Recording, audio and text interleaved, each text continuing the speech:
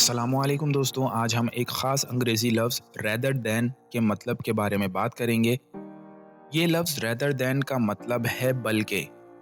जब आप किसी चीज़ को किसी दूसरी चीज़ के बजाय इस्तेमाल करते हैं तो आप रेदर दैन इस्तेमाल करते हैं।